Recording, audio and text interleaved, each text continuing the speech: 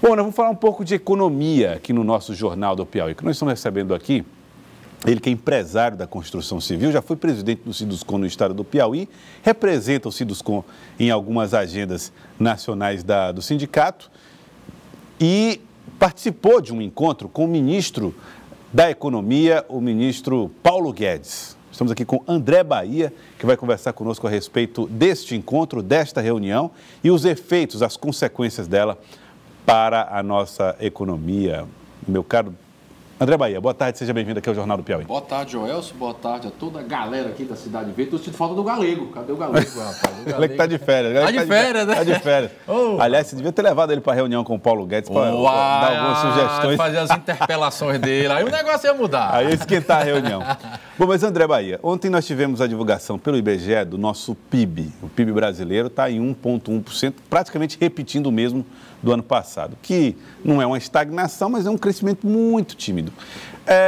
O que você sentiu, o que vocês da Construção Civil sentiram no encontro com Paulo Guedes? Há ferramentas para virar esse jogo? Eu acho que há, e vou tentar explicar para você, telespectador, a minha esperança com um passado muito recente, Jorge. Te fazendo uma pergunta.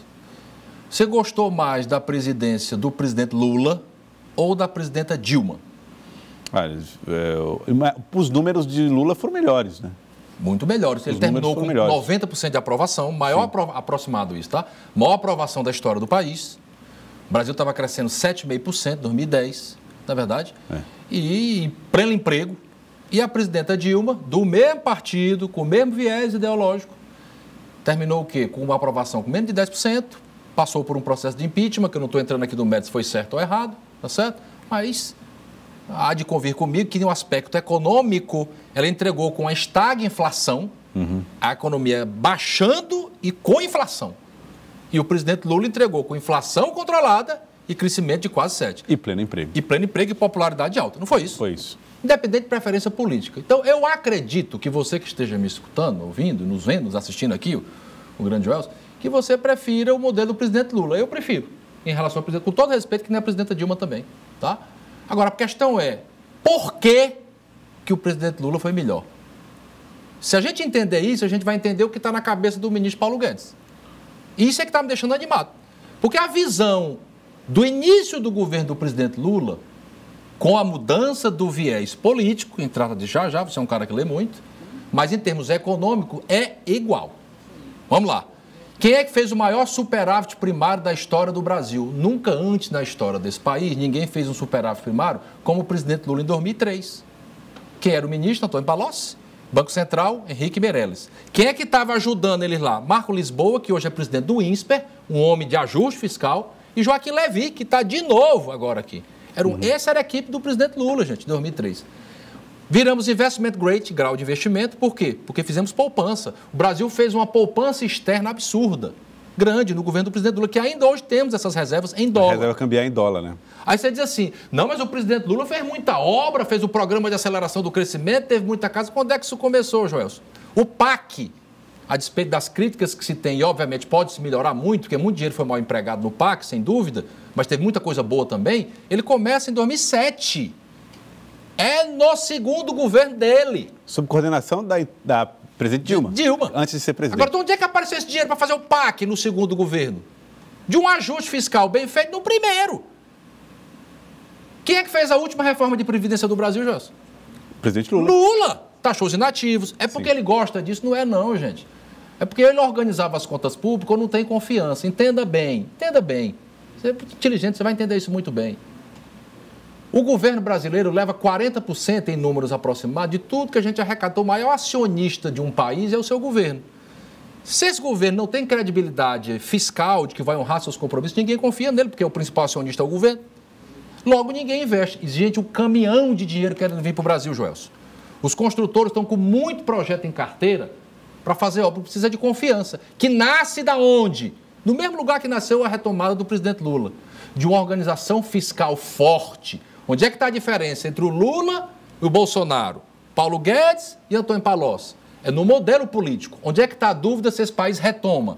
É se o modelo político do presidente Bolsonaro vai fazer com que a pauta econômica passe no Congresso como o presidente Lula fez Conseguiu passar. fazer. Agora, como é que o presidente Lula... Posso falar sobre isso? Pode. Como é que o presidente Lula conseguiu passar? Ele é um governo de centro-esquerda. O governo de centro-esquerda pressupõe o quê, por ser de esquerda? Um Estado maior. Os ministérios aumentaram ou diminuíram no governo do presidente Lula? Aumentaram. Você acredita que essa forma de acomodar partidos políticos no governo maior e mais inchado foi que viabilizou a tramitação? Sim, não tenho a menor dúvida. Isso dá certo? Pode dar, pode não dar. Por exemplo, você tem um país como a Suécia, é um país que tem um Estado muito grande. Você está querendo dizer que o presidente Bolsonaro vai ter que repetir essa receita? Não. Inclusive, sou contra. Sou contra. O fato é, com esse modo, de um centro-esquerda, o presidente Lula conseguiu passar as pautas. Porque é um modelo de Estado maior para acomodar a base política com o discurso do seguinte: a gente não bota só o político e o técnico. Esse é o discurso. A questão é, esse modelo é bom? Eu acho que não. Porque, não obstante nós temos esse número do presidente Lula, nós também tivemos uma série de consequências ruins. O Estado cresce muito com um ambiente voltado para a corrupção, que lamentavelmente é muitas vezes sistêmica no Brasil, e o nosso Estado também não é eficiente, por exemplo, como o Japão é. O Japão pode ter um Estado grande, porque é muito eficiente, a cultura japonesa. Eles transformam em o dinheiro volta, o dinheiro volta porque lá funciona tudo. O japonês é muito disciplinado, muito ético. Então, fechando, o presidente Bolsonaro, ele é de centro-direita. Isso pressupõe o quê? Estado menor, ok? Ele aumentou ou diminuiu o ministério, Bolsonaro? Diminuiu. Como é que ele vai ter alguma chance de passar no Congresso seu fisiologismo, seu patrimonialismo ou seu toma lá da cá? É se ele tiver conexão com a sociedade. Aí é que está o ponto de interrogação. Ok? Por que você acha que ele botou Sérgio Moro como ministro da Justiça? Para melhorar a sua interlocução, para ganhar credibilidade. Que é que mais a população está clamando hoje? Justiça e segurança pública. E ataque contra a corrupção. Exatamente. Quem é que está lá? Sérgio Moro. Por que é que ele é um bamba, só entende, né? Um jabezão, é uma potência, uma substância. Na rede social, Bolsonaro. Fica lá e tal, com aquele negócio dele, Twitter, para conectar com a população. Porque aí ele vai levar para o Congresso. Agora, se ele vai conseguir, não sei. Mas André, mas se conseguir, ele faz a mesma agenda do Lula. E não, aí o país vai forte. Duas questões que eu acho que você não está levando em conta nesse momento. Vamos lá. Então. Primeira delas... Me pergunta qual é difícil demais não, Joel. Cenário internacional. Não é pelo presidente Lula, era uma outra conjuntura. O Brasil tinha... O preço da commodity brasileira, que nós vendíamos para o exterior, ela era altíssimo. Portanto, o Brasil ganhava dinheiro mais fácil. Hoje, não tanto. Excelente pergunta, Joel. Você falou, inclusive, isso. No governo do presidente Lula, diferente da Dilma, justiça seja feita, a grande Dilma Rousseff, tá certo? Ela pegou o vento contrário, a nível mundial. Não é a razão principal, na minha modesta visão, os erros foram maiores internos, mas ela teve o externo contra. O presidente Lula, não. Commodity estava para cima e ele também teve outra vantagem.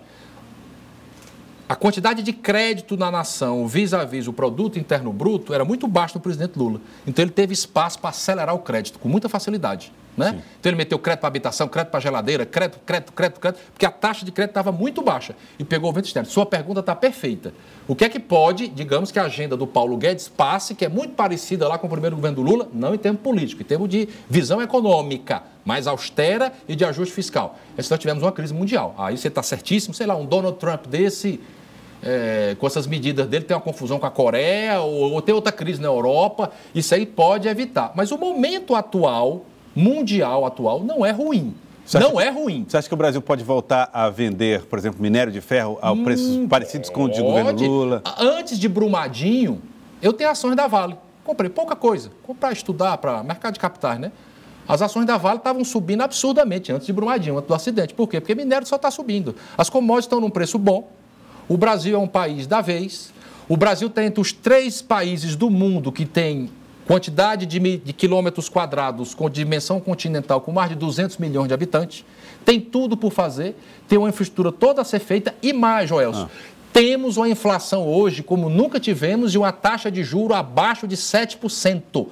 Nós temos que saber usar isso. Se essa pauta econômica que eu ouvi do Paulo Guedes passar nessa visão centro-direita, a nossa empresa imagina duplicar de tamanho para final do ano que vem. Agora, qual é a pauta mais importante de tudo isso? Assim, previdência.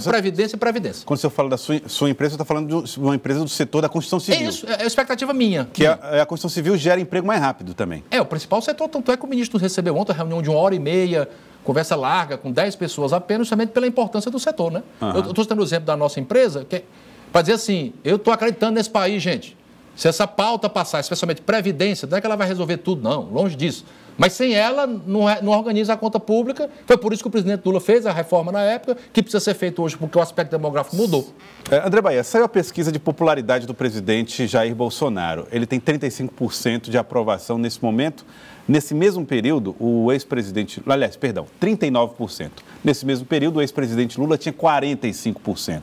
Você está comparando os dois, a força, inclusive, de tramitação no Congresso e a facilidade de comunicação com a população. Você acredita que essa diferença de 6% pode ser ruim demais? É uma diferença considerável e que pode atrapalhar essa agenda em função da facilidade ou dificuldade de comunicação com o povo? Uma boa pergunta. O presidente Bolsonaro é um grande estrategista, ele teve operado até poucos dias, tá certo? A gente não pode esquecer disso. Teve uma pauta negativa no início de governo, envolvendo os filhos dele, tá certo? Envolvendo essa questão do PSL. Queiroz, o Laranjas e tal. Do ministro Bebiano. Bebiano. Gustavo Bebiano. Exatamente. Teve essa pauta que não contribuiu bem, mas ele demonstra ser um homem que ganhou uma eleição gastando menos de 2 milhões de reais, que é um estrategista fino, que se comunica muito com rede social e que está muito clara a estratégia dele. O governo dele é um governo de centro-direita focado no Paulo Guedes e no Sérgio Moro. Eu acho, é um sentimento apenas, que ele deve conseguir comunicar com a sociedade, porque a pauta que ele está levando é uma pauta necessária. Todos os estados estão em dificuldade. Os governadores estão indo lá pedir recurso, o ministro Paulo Guedes diz o quê? Meu amigo, eu não tenho dinheiro nem para honrar meus compromissos, como é que eu vou ajudar os estados? Então, o que é que a gente faz, ministro? Os governadores perguntam. Vamos fazer a reforma de Previdência. Então, há quase que um clamor para a gente voltar ao tempo de 2003, fazer uma coisa parecida com a do presidente Lula, no viés centro-direita, e esse país retomar, gente. Eu estou doido para empregar gente. Tá certo, André Bahia. Bom, André, agora você é representante do Sindicato da Construção Civil, foi presidente durante algum tempo. E agora, como é que fica a sua relação com esse setor, principalmente no que diz respeito às entidades que representam o segmento? Obrigado pela pergunta. Eu só estou aqui porque o atual presidente local chama-se Francisco Reinaldo. Ele autorizou eu vir. E por que eu estava lá nessa reunião com o ministro Paulo Guedes? Porque a gente é um dos vice-presidentes a nível nacional. E aí o presidente daqui, local, que é o Francisco Reinaldo, permitiu, já que o presidente nacional, que é o José Carlos Martins, entendendo que a gente é vice, fosse lá representando a região Nordeste. Então a gente está extremamente ativo a nível nacional, estamos semanalmente indo a Brasília, fazendo reuniões como essa, trabalhando pelo setor, pelo país, numa visão de servir a nação com propósito. E o propósito que eu tenho é um Brasil melhor para se trabalhar e viver. Tá certo. André Bahia, queria agradecê-lo. Muito obrigado pela participação aqui conosco. Previsões otimistas para a construção civil, então? Se essa pauta do ministro Paulo Guedes passar, que é muito similar do primeiro governo do presidente Lula, eu estou extremamente otimista. O que eu peço a você, especialmente sobre Previdência, se você concorda que ela precisa ser feita, e a gente pode discutir isso, estou tentando estudar muito o assunto, defenda isso. É uma medida dura, mas necessária. Se você é contra, reflita o seguinte: por que é que o presidente Fernando Henrique Cardoso quis fazer e não fez? Por que é que o presidente Lula fez? Por que é que a presidenta Dilma quis fazer e não fez? Por que é que o presidente Temer quis fazer e não fez? E por que é que o presidente Bolsonaro quer fazer?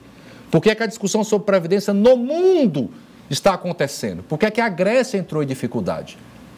Claro, tem que ser pensado, tem que olhar com um olhar carinhoso para o mais pobre, mas nós temos uma meta estabelecida.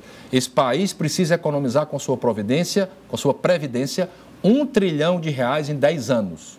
O debate tem que ser feito no Congresso Nacional, como economizar 1 trilhão, pelo menos 1 trilhão, em 10 anos. Olhando para os mais pobres, tributando, quem sabe, os mais ricos, fazendo uma coisa cada vez mais justa, tirando privilégios, para que esse país volte a crescer. E para que as empresas, nós empresários, tenhamos o privilégio de empregar as pessoas com a condição de honrar os compromissos, pagar os salários em dias e os impostos também. Esse país pode muito. Nós estamos sentados num baú de ouro pedindo esmolas. Esse é o nosso Brasil. André Bahia, muito obrigado pela presença mais uma vez aqui conosco no Jornal do Piauí. Muito obrigado pelos esclarecimentos, por trazer para nós essas informações, falar da reunião com o ministro Paulo Guedes. Muito obrigado.